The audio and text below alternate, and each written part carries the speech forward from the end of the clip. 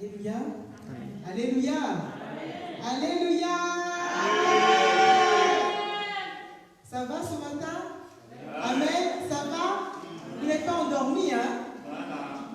Je vais demander à nos frères, nos sœurs qui sont au fond de se rapprocher un peu. Rapprochez-vous tout en gardant les distanciations sanitaires. Les bancs sont placés les bancs sont placés de sorte à respecter les distanciations sanitaires. Rapprochez-vous un peu, rapprochez-vous. Vous êtes un peu trop éloignés. Amen. Amen.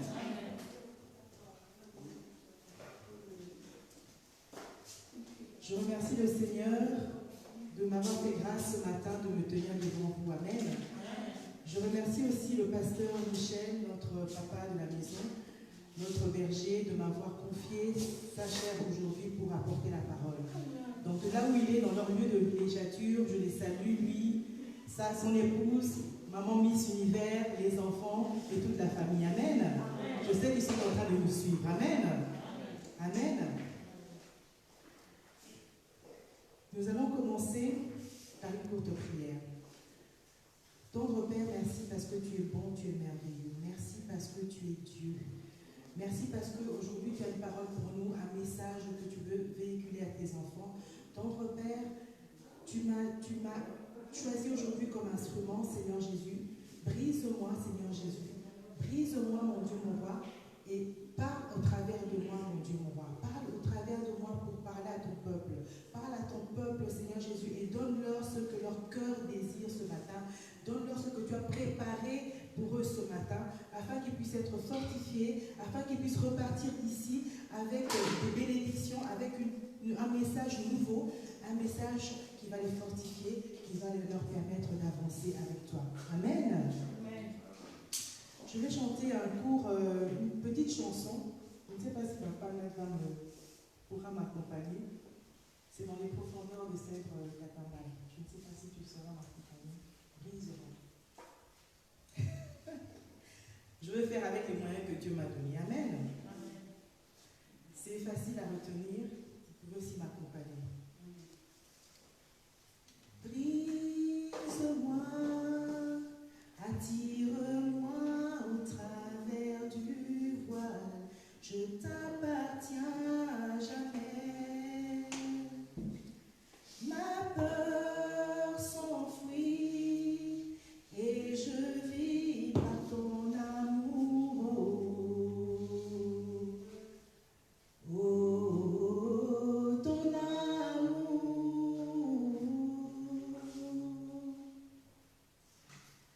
Je me tiens dans ta présence, comblé par ta grâce parfaite, je suis éprise de ton amour sans fin. Rassuré dans tes bras, Seigneur, je me tiens dans ta paix éternelle, emmène-moi dans les profondeurs. Brise-moi, attire-moi au travers du voile, je t'appartiens à jamais. Ma peur s'enfuit et je vis dans ton amour. Oh, ton amour. Ce matin, je veux que Dieu me brise.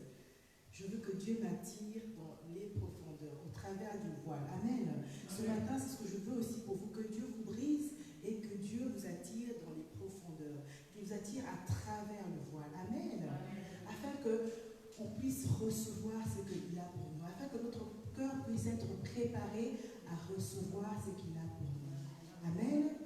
Alléluia. Amen. Alléluia. Amen. Vous êtes là? Amen. Amen.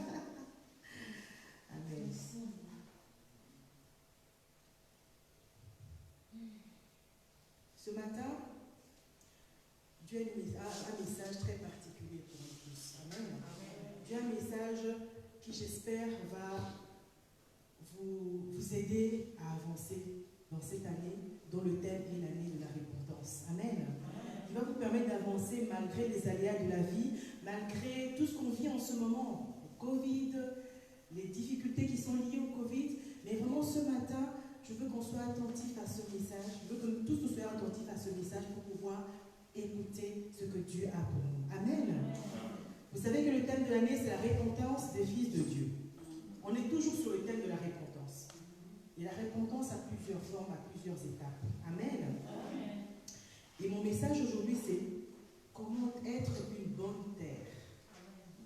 Amen. Comment être une bonne terre. Vous allez comprendre. Amen. Où je veux en venir. Pour commencer, donc, je vais vous donner une brève description de la repentance. La repentance est la douleur qu'on éprouve de ses péchés. Elle entraîne donc un changement d'attitude, un changement de mentalité. Amen. Donc on éprouve une douleur, on sait qu'on a péché quelque part, on sait qu'on ne marche pas bien. On est conscient de cet état, et cet état nous emmène à vouloir changer nos mentalités, à vouloir changer nos façons de faire. En fait, c'est ça la repentance. Amen. Donc cela implique forcément une prise de conscience de notre situation et la décision de vouloir changer les choses.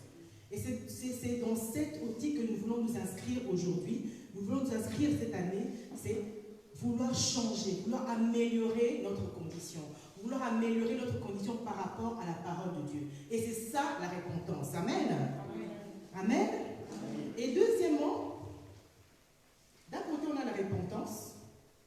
Je veux placer la repentance au milieu. À gauche, je veux placer le principe de la semence et de la récolte. Vous connaissez ce principe, la semence et la récolte. C'est-à-dire que quand tu sèmes, tu récoltes forcément. Amen. Quand tu sèmes quelque chose, tu es sûr de récolter des fruits. Amen. Donc c'est vraiment une loi qui est incontournable et c'est une loi qui est perpétuelle. Dans Genèse 8, 22, il est écrit que tant que la terre subsistera, les semailles et la moisson, le froid et la chaleur, l'été et l'hiver, le jour et la nuit ne cesseront point. Donc tant que tu en vis, quand tu vas semer quelque chose, tu vas forcément récolter. Et cette loi qui est incontournable donc de la semence et de la récolte, c'est-à-dire nous semons pour récolter des fruits et du fruit en abondance. Amen. Quand on sème quelque chose, on est forcément obligé de récolter.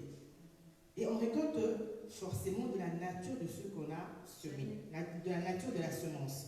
Donc quand on sème la semence pour avoir un pommier, on récolte, le pommier va pousser, on va récolter des pommes, on ne va pas récolter des fraises, n'est-ce pas?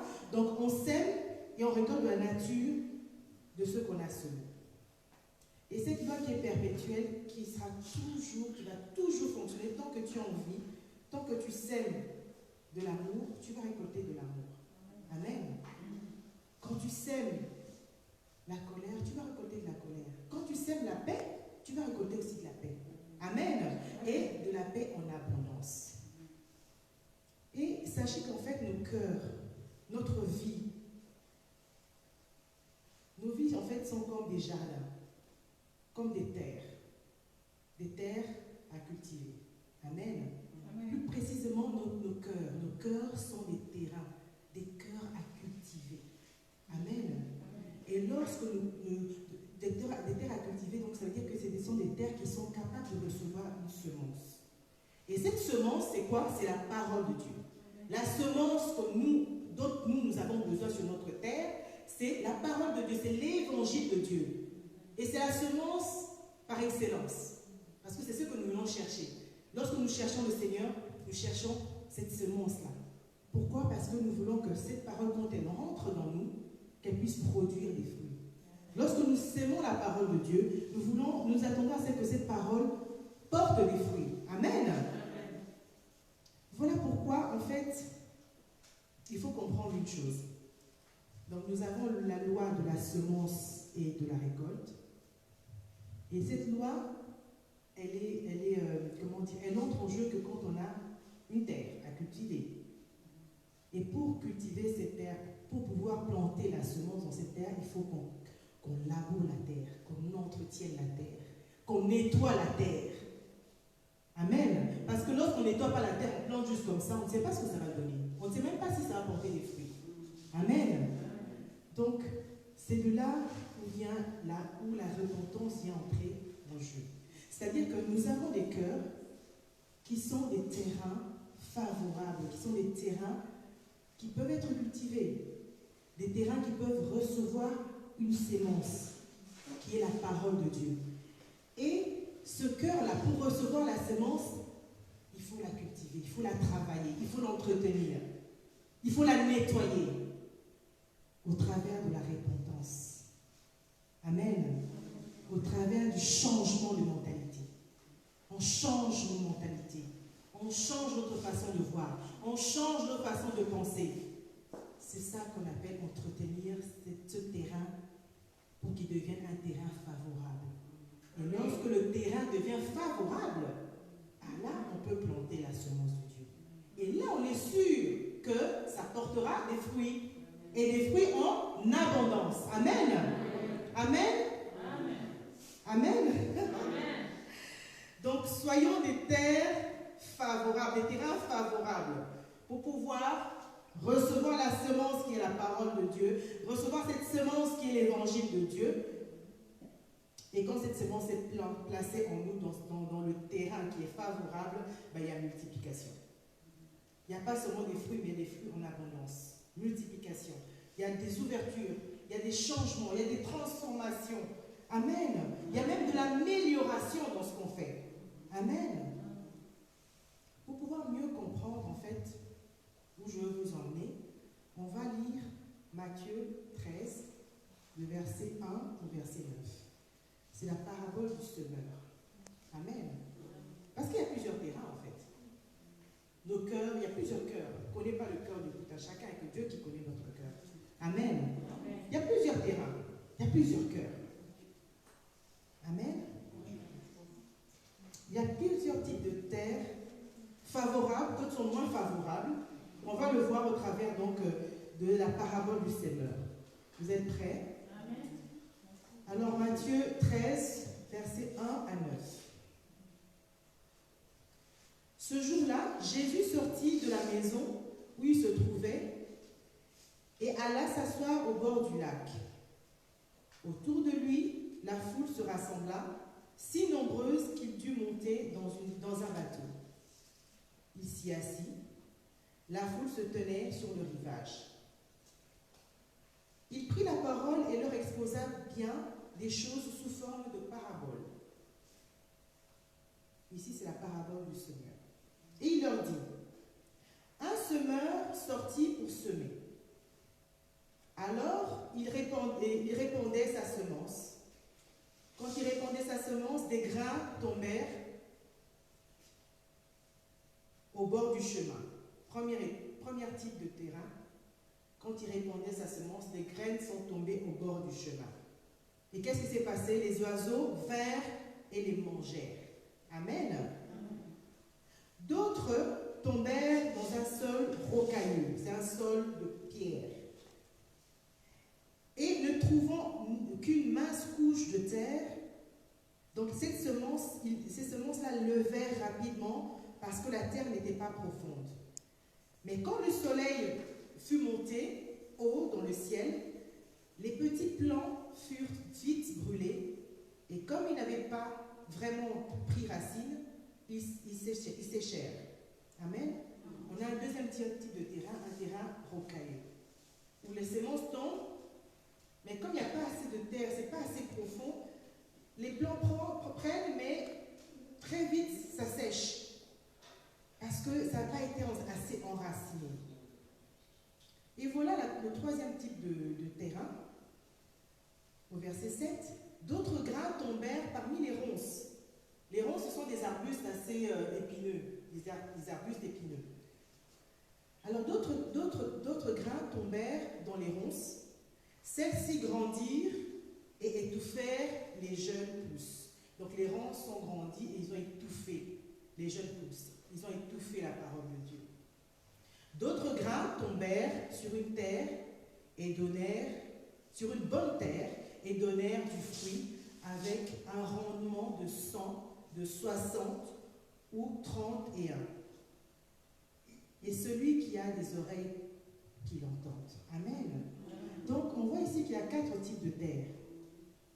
La parole de Dieu peut tomber dans une terre qui est comme un chemin, qui ne donne pas les fruits. Les oiseaux viennent très vite picorer.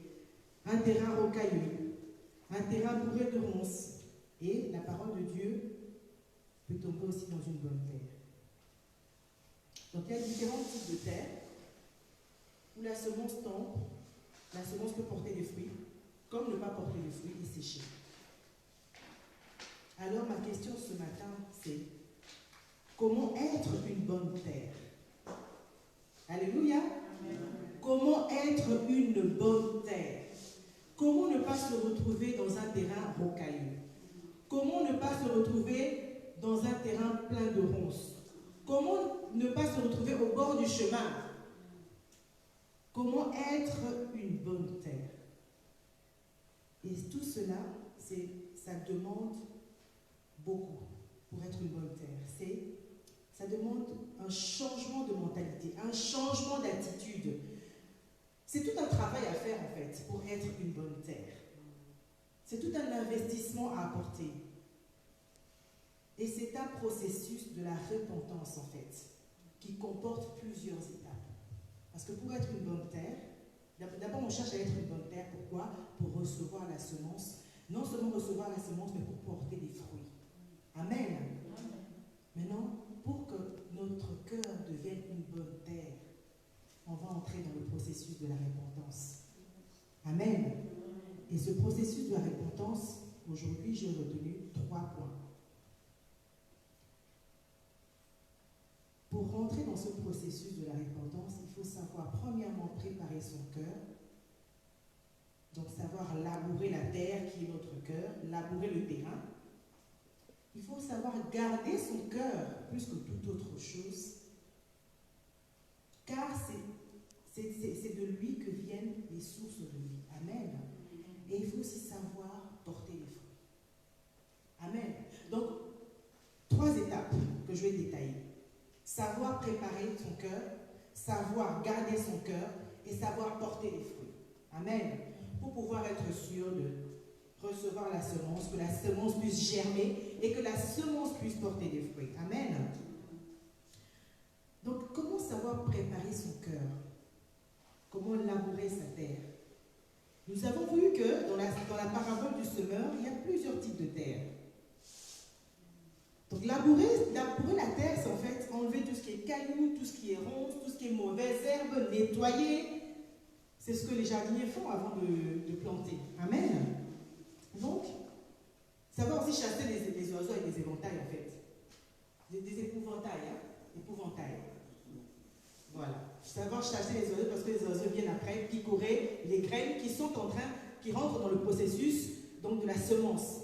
Les oiseaux peuvent venir picorer, les enlever et il n'y aura plus de semences ni de fruits. Alors moi, je vois le premier terrain qu'on a vu, c'était au bord du chemin. Donc le semeur a semé au bord du chemin. Et le bord du chemin représente ici une certaine incrédulité que nous avons. Une incrédulité, une négligence à servir le Seigneur, une négligence à entendre la parole de Dieu. Des fois on entend mais on est incrédule. C'est ça, semer sur le chemin. Parce qu'à tout moment, les oiseaux peuvent venir picorer. L'ennemi peut venir facilement nous ravir cette semence que Dieu a plantée en nous. Amen. Parce que n'oublions pas que Dieu a une mission pour nous. Il a établi un plan de bonheur pour nous et non un plan de malheur. Donc, il a une mission pour nous et il veut nous emmener quelque part. Et pour qu'on arrive là où Dieu veut nous emmener, nous avons besoin de recevoir cette semence-là.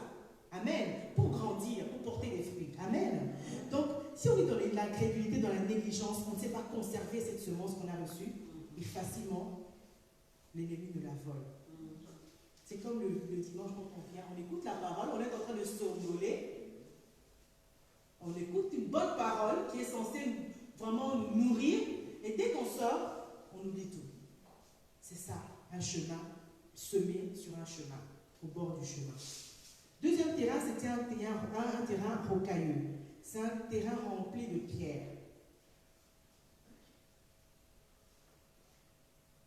Donc dans ce terrain, on ne peut pas non plus porter des fruits. Ce n'est pas une bonne terre. Pourquoi? Parce que dès qu'on plante une semence, la terre est là, la terre, il n'y a pas assez de terre en fait, il y a des cailloux, et la terre n'est pas assez enracinée. Donc la parole de Dieu ne s'enfonce pas vraiment, ne va pas vraiment dans les profondeurs pour pouvoir travailler en nous et porter des fruits.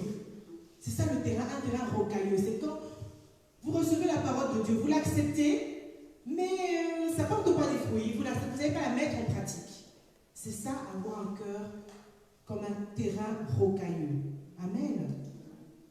La parole de Dieu ne rentre pas en profondeur, tout est superficiel dans nos vies. La parole de Dieu devient superficielle dans nos vies. Amen. Et après vient le terrain avec des ronces. Et ce terrain avec des ronces viennent étouffer. Vous avez lu dans la parole de Dieu, au verset 3, au verset 7, c'est-à-dire que les graines tombent parmi les ronces, et celles-ci grandirent et étouffèrent les jeunes pousses. Donc, qu'est-ce qui vient étouffer la parole de Dieu dans nos vies, les bien-aimés? C'est la distraction de ce monde. Amen. La distraction de ce monde. Les défis, les soucis, les problèmes, les disputes, les préoccupations, tout ceci constitue des obstacles qui, à la longue, viennent étouffer la parole de Dieu. Parce que la parole de Dieu, c'est une parole d'espérance. La parole de Dieu, c'est une parole de vie. Ça doit donner la vie. Normalement, quand on a la parole de Dieu, on sait que Dieu s'occupe de nos soucis. Dieu s'occupe de nos problèmes. Dieu s'occupe de nos factures. Dieu s'occupe de tout ce qui nous préoccupe. Nous, tout ce qu'on a à faire, c'est avancer. Amen. Mais comment avancer si on laisse ces ronces venir étouffer la parole de Dieu dans nos vies? Amen. Vous comprenez un peu le type de cœur, le type de terrain qui peut exister? Et c'est des choses que nous tous on vit. Nous tous, à un moment donné, on a eu un terrain comme le bord du chemin. Nous tous, à un moment donné dans notre vie, on a eu un terrain comme un terrain rocailleux. Nous tous, dans notre vie, on a eu un cœur comme un cœur rempli de ronces. Ce sont des problèmes quotidiens. Amen. Ce sont des réalités de la vie. Et aujourd'hui, Dieu veut vous emmener autre part. Dieu veut vous emmener à comprendre que nos cœurs peuvent être des terrains qui ne sont pas favorables. Mais nous pouvons rendre ces cœurs-là, ces terrains favorables pour recevoir la semence. Amen. Nous pouvons le faire. Amen. Nous pouvons le faire avec le Seigneur, avec la parole de Dieu. Amen. C'est la parole de Dieu, c'est la parole de Dieu que grandit notre foi. Grâce à la parole de Dieu que notre foi grandit. Et quand on a la foi qui grandit, on est capable de déplacer les montagnes. Donc quand notre foi grandit, on ne regarde même plus aux ronces. On ne regarde même plus aux cailloux dans le chemin. On ne regarde même plus aux oiseaux qui peuvent venir picorer. On avance et on fait des exploits. Amen. Parce que la parole de Dieu nous emmène à un niveau où on doit faire des exploits. Aller de grâce en grâce. Amen. Voilà comment nous pouvons préparer notre cœur, comment nous pouvons laver notre cœur. C'est en enlevant les ronces, en enlevant les épines, en enlevant les pierres. Amen. En veillant à ce qu'on ne puisse pas rester dans les distractions. Amen. Et une fois que la terre est bien labourée, une fois que la terre est prête à recevoir la semence, qui n'est autre que la parole de Dieu, il faut maintenant veiller à ce que la semence, quand elle rentre dans nos cœurs, dans la terre qui est notre cœur, qu'elle y reste. Il faut veiller à ce que maintenant, la semence reste bien. Il faut bien l'enfoncer pour qu'elle reste. Et qu'elle puisse porter des fruits, qu'elle puisse germer, donc pourrir et porter des fruits. Amen. Il faut veiller à ce que rien ne vienne perturber ce processus des semailles qui est la semence qu'on a entrée dans nos cœurs. Qu'aucun oiseau vienne picorer. Amen. Et pour cela, on arrive au deuxième volet. C'est savoir garder son cœur plus que toute autre chose. Donc on a labouré. Imaginez-vous un peu, on laboure la terre. On laboure. Après, on plante. Et quand on plante, qu'est-ce qu'on fait? Amen. Qui sont jardiniers? Qui ont déjà jardiné ici? Quand on plante, est-ce qu'on laisse le plant comme ça ouvert? On referme. On recouvre avec la terre. On recouvre bien. Et ça, c'est savoir garder son cœur plus que toute autre chose. Parce que c'est de lui que viennent les sources de vie. Dans Proverbe 4, 23. C'est de notre cœur que viennent les sources de vie. C'est dans notre cœur que Dieu vient planter sa parole, son amour. Amen. Il faut laisser ça, non seulement il faut recouvrir la terre, mais il faut la laisser tranquillement. Il faut la laisser. Afin qu'elle puisse germer tranquillement. Amen.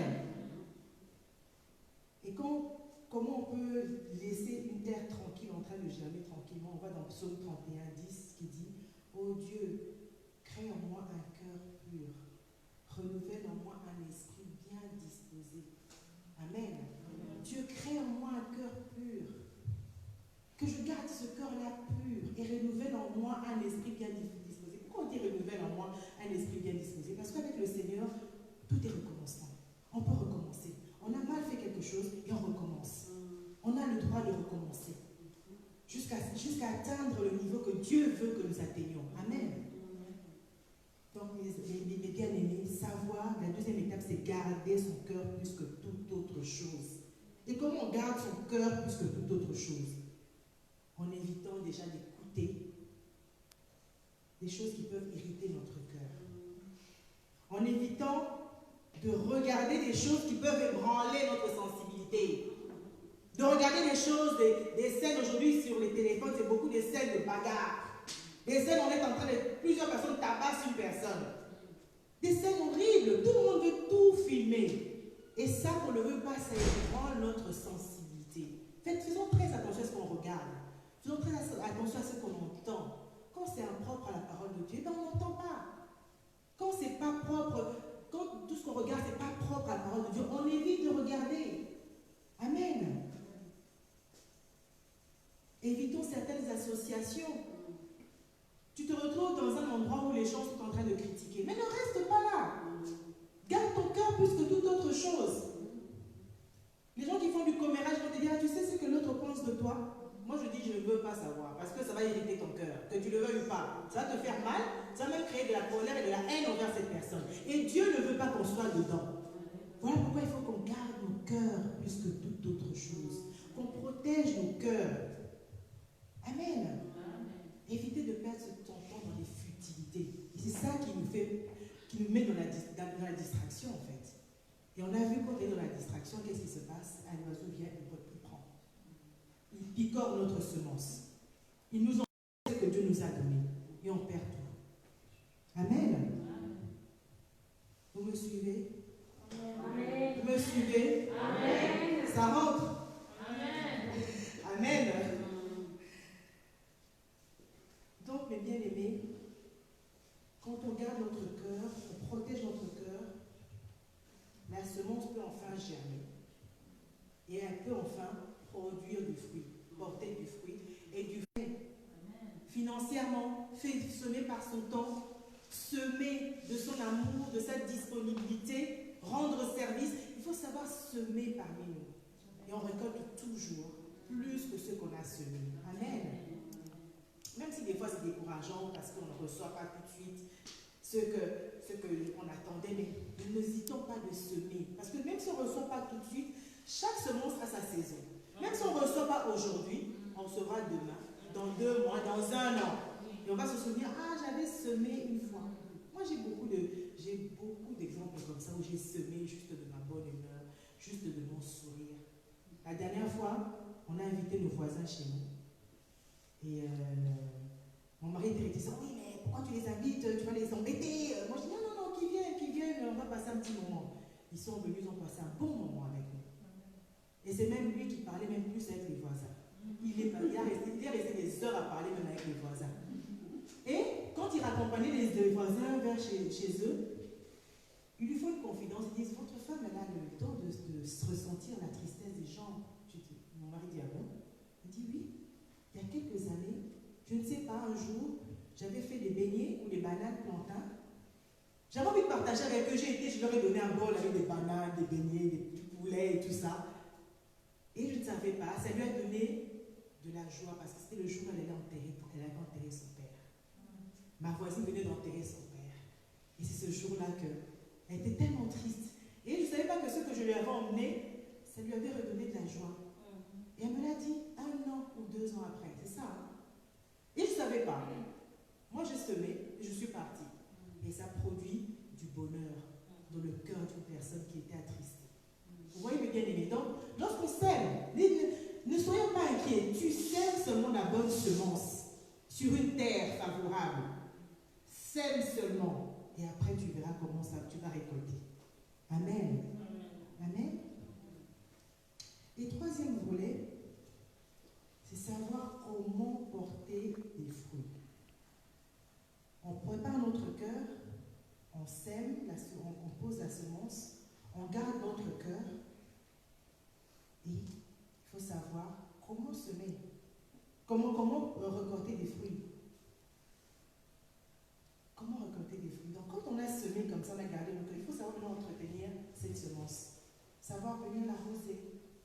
Savoir venir vérifier s'il n'y a pas de limaces autour, s'il n'y a pas de ceci, cela qui peut empêcher cette semence de porter des fruits. Savoir entretenir son terrain. Amen. Et pour porter les fruits. Et ces fruits, c'est quoi? Les fruits de l'esprit, tout simplement. Les fruits qu'on peut récolter lorsqu'on sème l'évangile, c'est les fruits de l'esprit. Amen. On va les voir dans Galates 5, verset 22. Les fruits de l'esprit. 22 à 23. On dit, il est écrit, mais le fruit de l'esprit, c'est de l'amour, la joie, la paix, la patience, la bonté, la bénignité, la fidélité, la douceur, la tempérance. Et la loi de Dieu n'est pas contre ces choses. Amen. Ça, c'est les fruits qu'on récolte. Amen.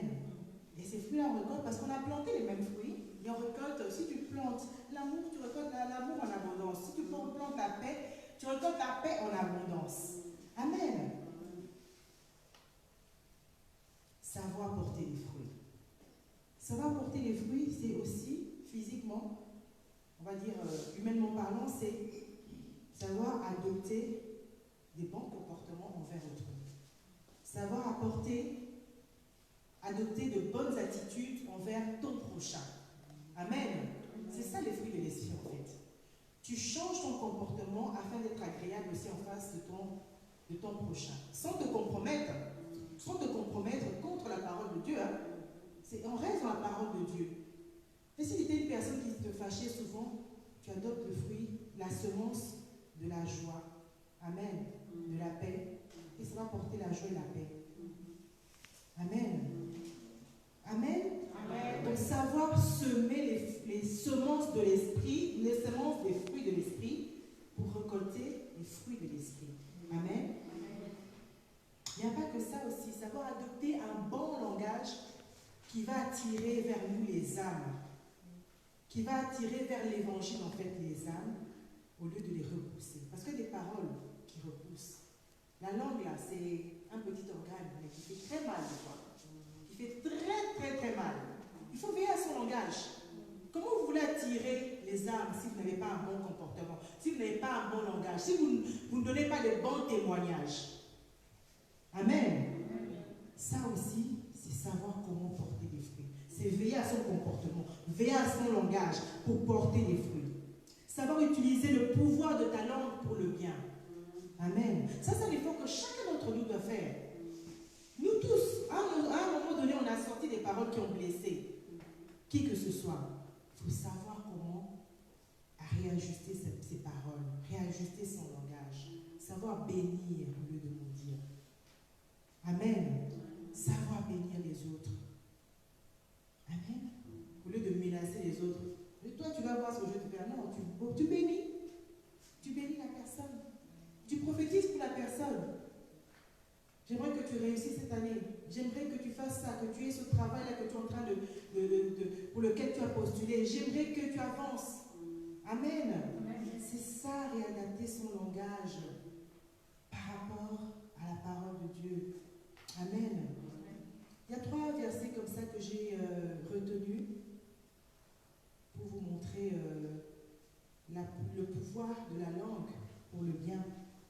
Dans Proverbe 18, 21, il est écrit « La mort et la vie sont au pouvoir de la langue. Qui aime se répandre en paroles mangera les fruits qu'elles auront produits. » Amen. Amen. Dans Psaume 19, verset 14, il est écrit « Que les paroles de ma bouche et la méditation de mon cœur soient agréables devant toi, Seigneur. » Et dans Proverbe 31, verset 28, il est écrit, c'est la femme en fait, il est écrit, elle ouvre la bouche avec sagesse et les instructions aimables sont sur sa langue. Amen. Amen. Et ça, il faut savoir que pour pouvoir réajuster son comportement, son langage, tout ce que nous devons réajuster pour porter des fruits, nous avons des atouts que Dieu nous a donnés. Mais si on trouve qu'on n'a pas assez ces atouts, il faut qu'on demande à Dieu parce que c'est lui notre créateur. Et ces atouts, c'est quoi? C'est la sagesse. Savoir parler avec sagesse. Savoir se comporter avec sagesse. Amen. L'humilité. L'humilité précède la gloire. Et Dieu résiste aux orgueilleux. La persévérance. Continuer. Parce que la repentance, c'est un travail qui est difficile. Parce que ce n'est pas facile de commencer à changer ses mentalités.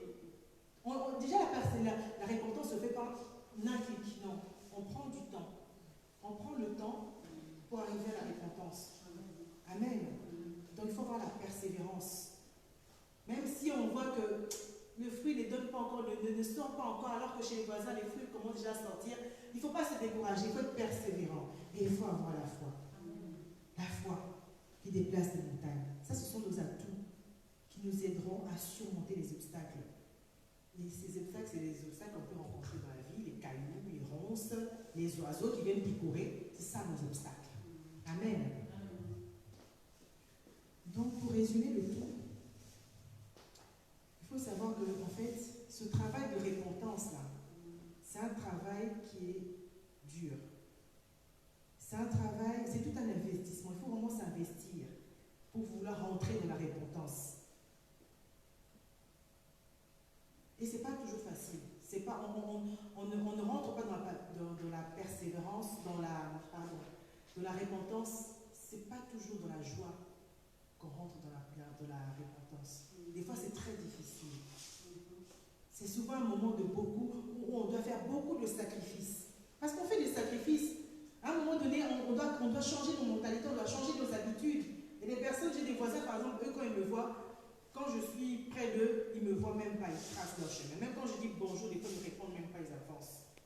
Ça peut faire mal, mais il faut persévérer. C'est des moments de sacrifice. On prend sur soi et on avance. On n'arrête pas. Et moi aussi, je n'arrête pas. Je dis toujours bonjour.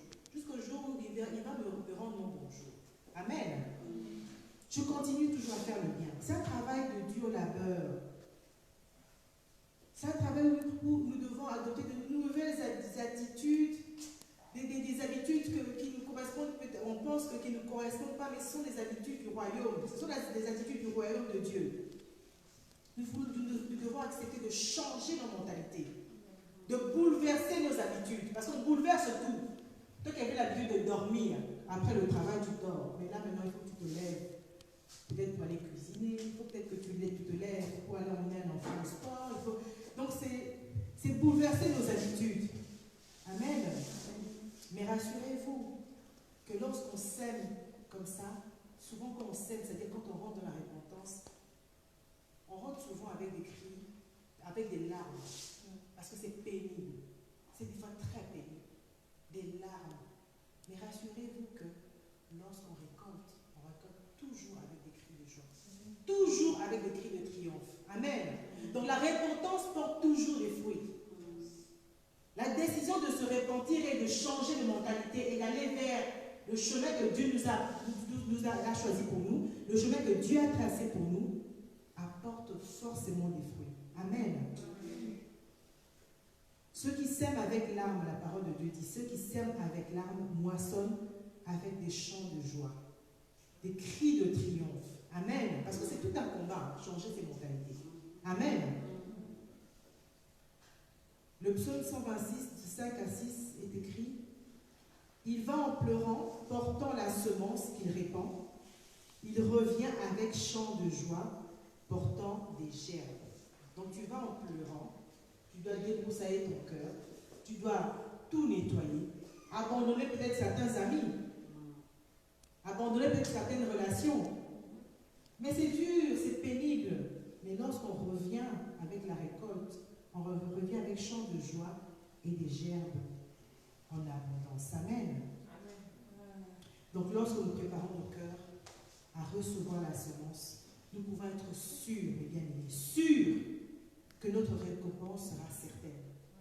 Amen. Notre récompense sera certaine. Peu importe le temps que ça prend, mais la récompense sera certaine. Et la récompense sera une récompense en abondance. Ça va déborder. Amen. Ça va déborder dans nos vies. Amen. Et nous porterons toujours des fruits. Et des bons fruits. Afin d'aller impacter le monde. Parce que lorsqu'on porte de bons fruits, on va impacter le monde. Et rappelez-vous, Dieu nous a donné une mission. C'est aller et faites de toutes les nations des disciples. Et comment vous voulez aller faire de toutes les nations des disciples si vous-même votre cœur n'est pas travaillé, si vous-même vous n'avez pas assez de semences et si vous-même vous ne portez pas le fruit? Amen. Donc voilà. Voilà où je veux en venir en disant comment être une bonne terre. Comment être une bonne terre pour recevoir de la semence qui est la parole de Dieu. Comment préparer nos cœurs à recevoir cette semence qui est la parole de Dieu. Et lorsqu'on reçoit cette semence, comment faire pour porter des fruits? C'est tout un processus. Et tout se passe, tout se trouve dans la parole de Dieu. Amen. Amen. Amen. Mais bien aimés, on va se lever, on va prier.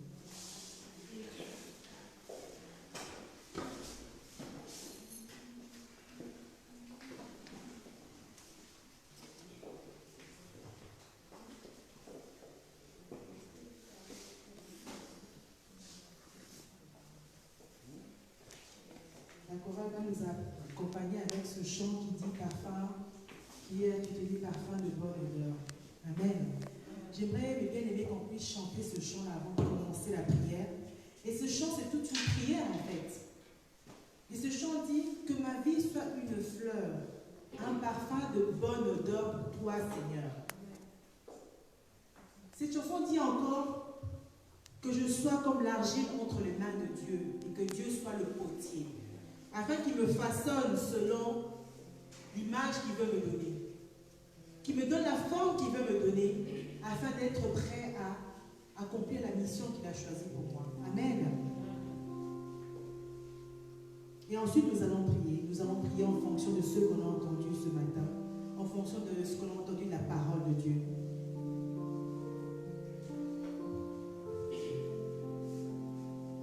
Je veux que vous vous appropriez vraiment les paroles qui vont sortir de cette chanson. Et que vous priez sincèrement, vous la chantez sincèrement, parce que c'est une prière. Amen. C'est le souhait que vous voulez faire et mettre à Dieu. Que votre vie soit une fleur, un parfum de bonne odeur pour le Seigneur. Que votre vie soit agréable à Dieu.